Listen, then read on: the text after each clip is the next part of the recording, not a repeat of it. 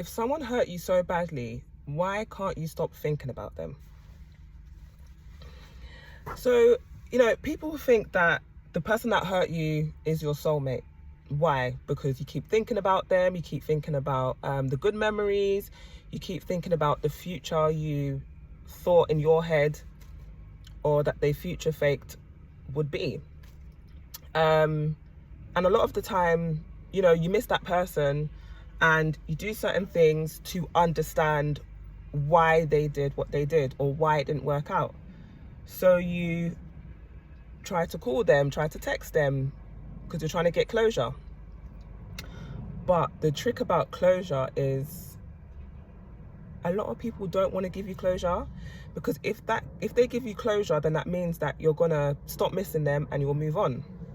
For example, if your ex-partner gives you closure and they tell you, oh, the reason why I cheated is because I'm bored,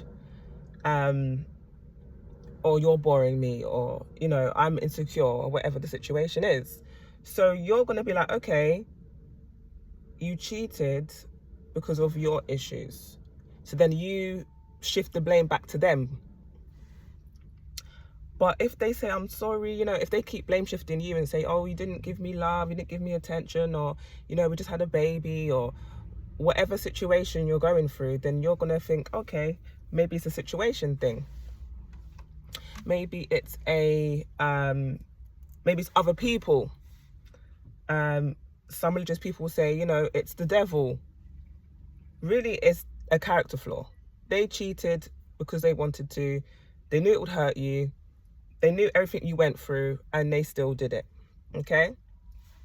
So if they come to you and they say sorry and they blame, you having a baby, or they blame work, you've been working too much, they've been working too, whatever the situation, then you kind of have more empathy for them. Like, okay, you know what? It's true. We have been going through things. You're right. Let's give it another try. Like, it's not you. It's not your character flaw. It's the situation. And especially if you go no contact, or you break up, you have a break for a couple of weeks, you're so used to their energy being around you, especially if they're a narcissist or somebody who is a codependent, somebody who is always around you, smothering you. This camera keeps shaking. If someone keeps smothering you with attention, affection, gifts, money, then when they're not there, even though they hurt you, and they hurt you, even though they're not there, you feel like you can't get over them, especially if they future fake the heck out of that relationship and you guys have planned to, I don't know, go traveling, do things together. Then you're gonna miss them. Of course you are, because your whole plan for the rest of the year was to go traveling, was to have a baby, was to go on dates, and now you're not together. Your whole future, the plan of the future, is just, it's gone. And the truth is, sometimes it could just be a trauma bond, especially if that, let me close this when it's getting deep. Oh, camera. Especially if the relationship was built on trauma. If you and the partner that you were with, your ex, you spoke about your mummy issues, your daddy issues, or past relationships, and they mirrored back and they told you certain things that they've gone through, certain things, they could have been cheated on, they could have been hurt, they could have daddy issues, mummy issues, then you've got that kind of tight bond, the trauma bond. Because remember, it was done on purpose. Oh.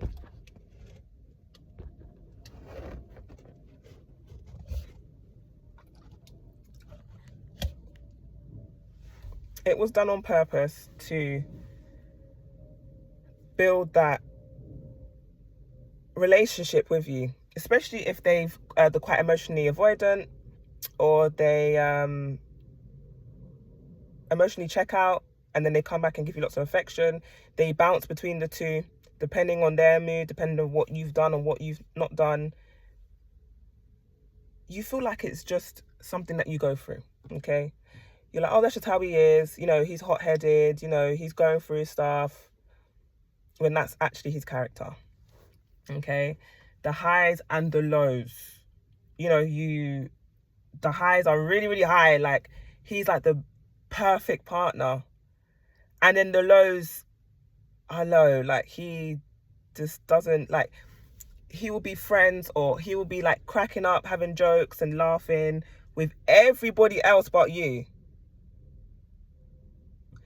And it's a dopamine cycle. That's what people don't understand. And especially if you are diagnosed or undiagnosed with ADHD or autism, some sort of neurodivergence, then yeah, you already got low dopamine levels as it is. Like, already naturally, your levels of dopamine are very low. So when this abusive partner comes and love bombs you, like, your brain is flooded. Your brain is flooded. So why would you leave that person when you feel good? They make you feel good. It may not even be love. It just makes you feel good. And especially, I don't know too much about the nervous system. But what I do know is once your nervous system is in survival mode and it's used to that mode, and it's used to you walking on eggshells, your nervous system is used to that person coming in with their moods, peace feels like loneliness. You can get confused between the two. And even though it's a pain you're used to, especially if your mother or your father or your caregiver have always been up and down, emotionally neglectful, made out like your feelings don't matter. So when your partner comes and does that, it's a pain you already know. It's something you're used to. And a lot of times you miss them because it's the hope. Hope is one of the most powerful drugs. Why do you think toxic people and narcissists use hope or future faking? Because you hope they're going to change. You hope things are going to get better. They will tell you in 2 months' time, give me 2 months, give me 1 month, give me 6 months, give me a year. They just to keep you there, to keep you stuck, to keep you waiting. Hope is very powerful. That's why future faking works every time. Even if people don't future fake, some people future fake without even knowing they're future faking.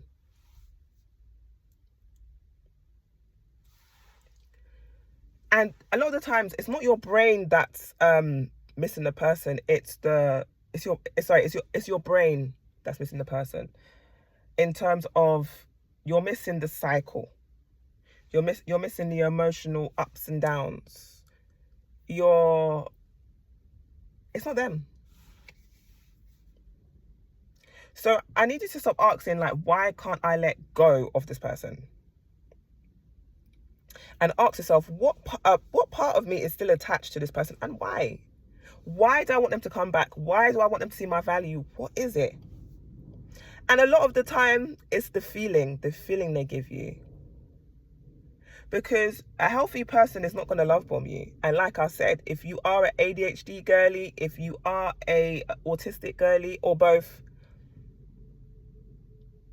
neurotypical people will bore you. You like to think deeply. You like substance. You like conversations. You know, you like to feel great. You like to feel good. And they're very good at doing that. Okay? And, you know, you have to ask yourself a few questions, you know, certain things like, is it love? Is it love? Is it hope? What is it that's keeping me here emotionally? Because you could be gone and you're still there emotionally. What is keeping you there emotionally? Is it I'm, you know, fearful of being alone? And like I said before, a lot of the time it's not loneliness. It's just you're used to walking on eggshells. And now there's no eggshells to walk on because maybe you're not together. You feel lonely. Your nervous system is used to being on edge. So now you give your nervous system a break. It doesn't know what to do. And a lot of the time it's the thing, see someone like me as well. I am one of those girls that if you future fake, my imagination will, you know, run wild in a good way. Because I like to I don't know, I just feel like if you're like, oh yeah, we're going to be like a power couple, I'm instantly thinking Beyonce and Jay-Z. I'm instantly thinking, let's take it to another level. I'm not thinking this guy's future faking, and he hasn't shown any change in his character, in his growth, mentally, physically, financially, in the last 2 to 3 years. Your head is stuck on the hope and the version that you know he can be. But we can't live on potential. Okay? And a lot of the time we replay the relationship, we think about the things that we done wrong. We think, what did I say something? Did I do something wrong? Did I not give enough? When you start questioning yourself, it's done. There's a difference between being self-aware and being accountable to thinking you're the problem. You may have played a part in being a problem, but are you really the problem? Journaling's really good, especially if you don't really trust people and you need to vent. Booking a therapy session's perfect. You can book a one-on-one phone consultation with me if you like to. I'm going to put the link in the video in the description. And just talking about it, especially someone who has experienced the issues, is perfect. And a lot of the time when you focus on, and this is the thing, I always used to talk about healing. We can't spend all our lives healing. Sometimes healing is just choosing you. Healing is just flooding your calendar with things that you wanted to do. For example, I said in a previous video that one of my exes, I said I wanted to go to Greece, and they kept saying year after year, yeah, we'll go, yeah, we go, yeah, we're gonna go, I'm gonna take you, with no plan. And this is the thing, this is how some of these narcissists and emotional vampires can get you, because you don't have to have the money now, but what is your plan to get it? Because there's loads of people that they're in a sticky situation right now, cost of living, but they've got a plan, they've got a job, and they said, okay, I'm going to save this much every month, and then after these many months, this is how much I'm going to get, and then when I get this, I'm going to then pay for the holiday, and then after the holiday, I'm going to book it for the year ahead. I'm going to book it a year ahead, so it gives me another year to come up with this amount of money. If that person is not coming to you with an in detailed plan about how they're going to do what they say they're going to do, they are future faking with you. If they can't come to you with a plan, a solid plan, saying by December I will have this much money and I'm going to use this to do this. If they can't do that, it's all faff. It's faff. It's fluff. And sometimes you're used to chaos, but sometimes choosing peace is so much better. And a lot of the times you don't miss the person, you are grieving the future you thought you would have with them. And really healing is understanding, not so much understanding narcissists, energy vampires and toxic people and what they do, but understanding yourself.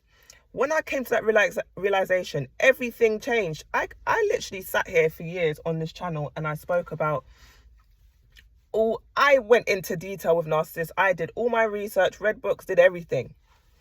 But the day that I actually started properly healing and actually took accountabilities, when I was like, oh, I did this in a situation. I realized that I'm a people pleaser. I realized that my boundaries were non-existent. Like the people could just pull up at my house at any time. People could call my phone. Now I love to say no. I love it. And when I see the way people react, I'm like, yeah, I needed to say no. Because a lot of the times I want to say yes, but it's like, you know, someone asks me, oh, okay, can you do this for me? And I was like, no, I can't.